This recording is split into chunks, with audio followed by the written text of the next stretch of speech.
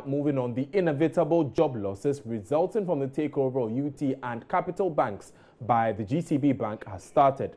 According to reports, two top executives of the defunct UT Bank have lost their jobs 2 days after the takeover.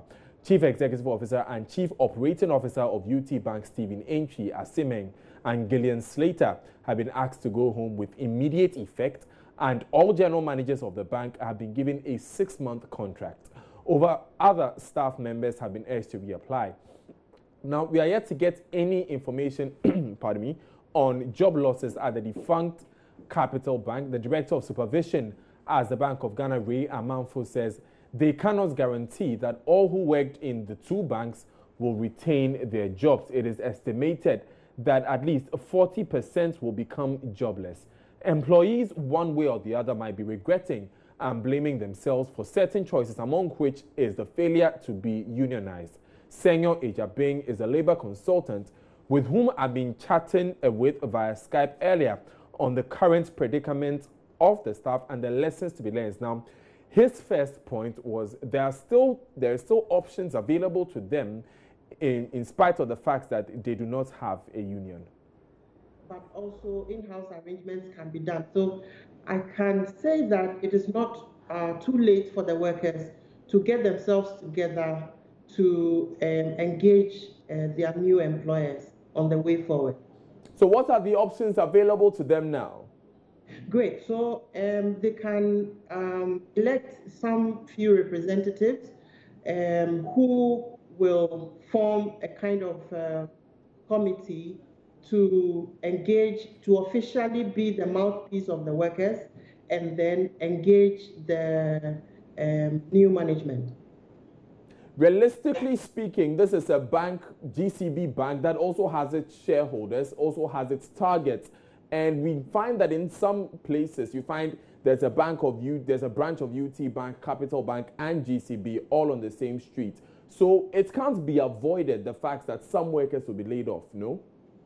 Of course, and indeed, the managing director of GCB Bank in a press conference or an interview yesterday did indicate that they expect about 40% of workers to be laid off, more or less, or not retained. And so definitely we're going to have a number around the region of maybe 400 workers approximately who may not be retained. And so processes definitely are going to be undertaken to ensure that they go through the necessary processes and procedures to legally lay them off. So in legally laying them off, what's the best deal for the workers who have to go home? Well, so in terms of determining the severance or redundancy packages of workers, it is a strictly negotiable matter. And so either, depending on the agreement between the between GCB and the receivers, between them, they may have to decide who will take responsibility for the workers and go ahead and negotiate with them an agreeable package in accordance with the Labour Act. What about those who will be staying with the new GCB Bank, if I can refer to it as a new bank? We know that the conditions of service in UT Bank and Capital Bank were different, and they would have to go into a new arrangement. What would be your advice for that category of workers? Great. So what is going to happen is that their current remuneration is going to be aligned with the basic remuneration of the various grades in GCB Bank in accordance with the compensation and benefit policies of GCB Bank. And I think there's good news there because the packages or the remuneration of GCB Bank workers is a bit higher than the two banks, I know for sure. So in aligning them, then the workers that are going to be retained are sure to get something a little higher than what they might be getting. In any case, the laws do not allow for any worker to suffer diminution. That is, any worker that is retained to suffer diminution in their contracts of employment. It means that they cannot, in the end, earn lesser than they are originally earning or they were originally earning before the takeover.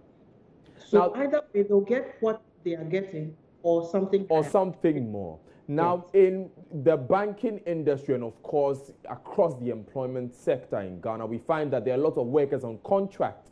There are some people who are not regular workers, but they are working in sort of a casual arrangement with the company. For a worker like that, what are the options available to him?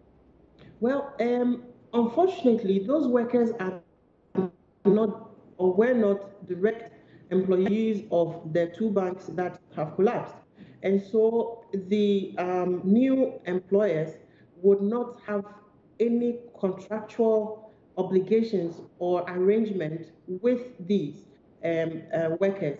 What they do now is that the outsourcing agent who actually outsourced them to these two banks would have to look at the contract they have with them and legally terminate the contract accordingly.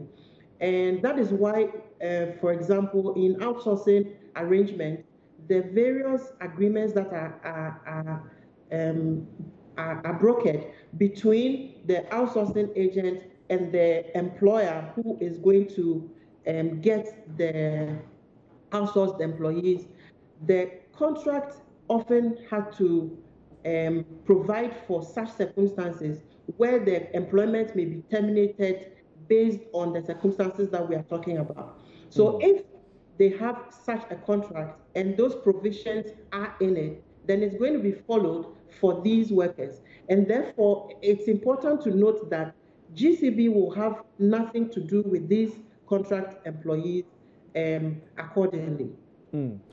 Well, that opens so many other issues that we could look at. When we say Japan, generally, what are the lessons we can learn from this arrangement?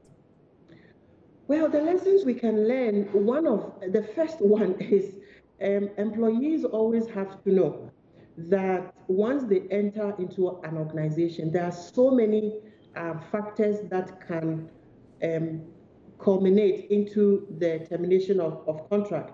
One of them, for example, is redundancy.